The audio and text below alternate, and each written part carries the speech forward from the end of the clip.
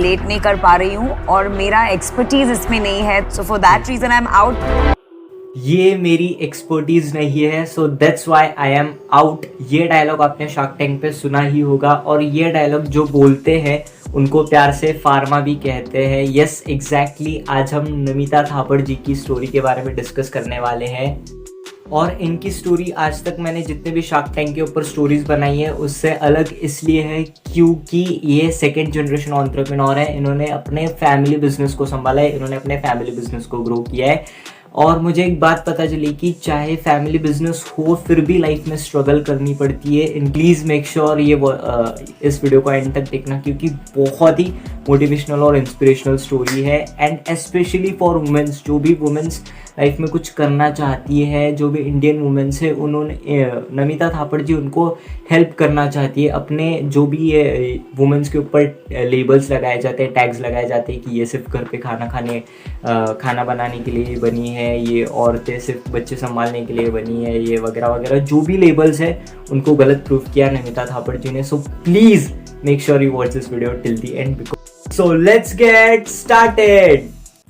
सो चलिए नमिता थापड़ जी की स्टोरी की शुरुआत करते हैं हम उनके फैमिली बैकग्राउंड से। उनका जो फैमिली बैकग्राउंड है वो गुजराती है। गुजराती मतलब फैमिली बिजनेस बैकग्राउंड। यस, सबको पता है गुजराती मतलब मोस्टली गुजराती जो होते हैं वो बिजनेस बैकग्राउंड से होते हैं। तो इनका भी बिजनेस बैकग्राउंड था, इनके फादर का भी इनके फादर ने एमक्योर फार्मास्यूटिकल्स की शुरुआत की थी। सो बचपन से ही इन्होंने लाइफ में बहुत मतलब बिजनेस देखा है। बचपन से ही इन्होंने माइंड में मतलब जो एनवायरनमेंट रहा है वो बिजनेस का रहा है। सो जब नमिता थापड़ जी छोटी थी तब इनकी जो रोल मॉडल थी वो थी उनकी मॉम, क्योंकि उनकी मॉम की शादी बहुत जल्दी हो गई थी उनके फादर के साथ, जिसकी वजह से उनके मॉम के जो सपने थे कुछ बड़ा करने के या फिर वो नहीं हो पाए थे। तो उनकी मॉम चाहती है कि उनकी बेटी बहुत बड़ी बने, इसलिए वो रात को उनको बिजनेस मैगजीन्स की स्टोरी सुनाया करती थी। जो भी बड़े बड़े बिजनेस वुमेन्स हैं अमेरिका के, इंडिया की, जो भी है, उनको उनकी मॉम उनकी स्टोरी सुनाया करती।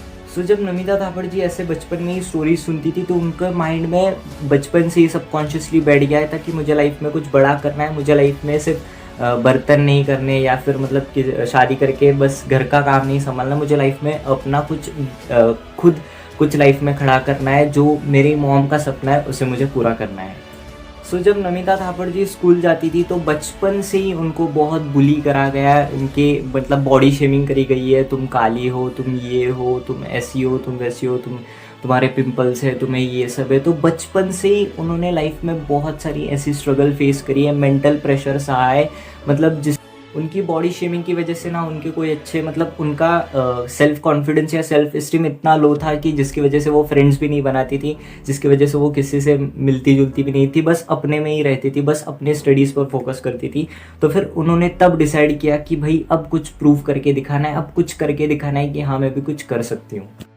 सो जब उन्होंने डिसाइड किया कि अब बहुत हो गया, अब मुझे दुनिया से लड़ना है, अब मुझे प्रूव करना है दुनिया को कि मैं भी कुछ कर सकती हूँ, तब तक वो 21 साल की हो गई थी। और तब उन्होंने सीए को फर्स्ट अटेम्प्ट में क्लियर किया था। तब उनके अंदर से कॉन्फिडेंस आया था, तब उनके अंदर से ऐसा आया था कि भाई मैं कुछ कर सकती हूँ। मैंने सीए को फर्स्ट अटेम्प्ट में क्लियर किया, और फर्स्ट अटेम्प्ट में सीए को क्लियर करना इज़ नॉट अ जोक, ये बहुत हार्ड बात है।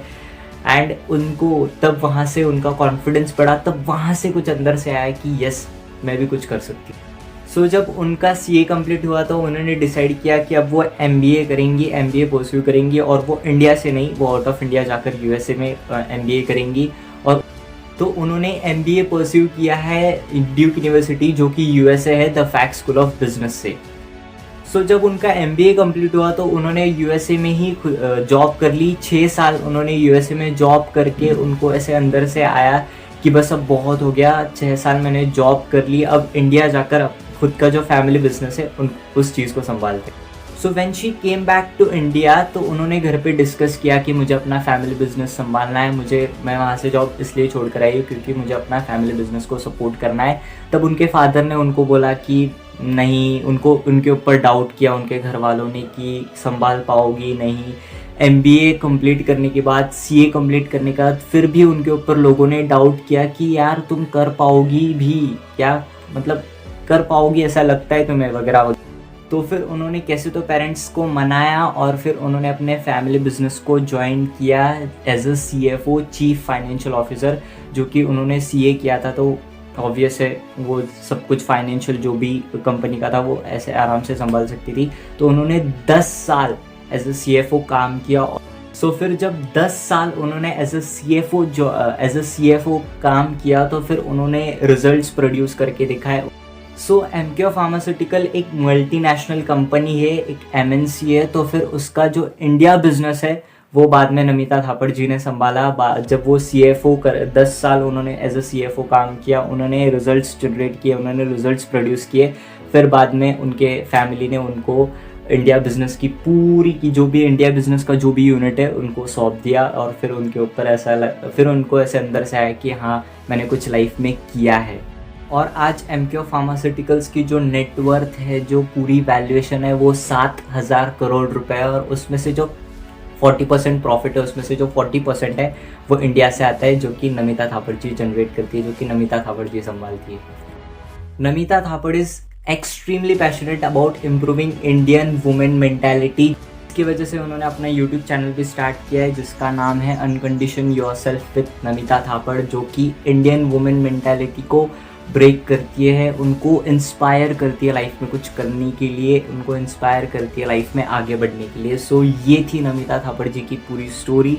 सो कैसी लगी आपको प्लीज़ कमेंट कीजिए, कैसा लगा वीडियो आप प्लीज़ बताइए। और मैंने जो पर्सनली इनके स्टोरी से जो लाइफ लेसन सीखा है वो है कि आपको दुनिया लेबल्स लगाएगी, आपको दुनिया बोलेगी कि आप ये नहीं कर सकते, आप ऐसे हो, आप वैसे हो, लेकिन अगर आपके दिल से कुछ आ रहा है, कुछ करना है तो उस चीज़ को कर देना है। और हाँ, हम सब लोग लाइफ में कुछ कर सकते हैं। यही था इनकी स्टोरी का सबसे बड़ा lesson. So thank you so much to watch this video till the end. आपका दिल से आभार इस वीडियो को एंड तक देखने के लिए।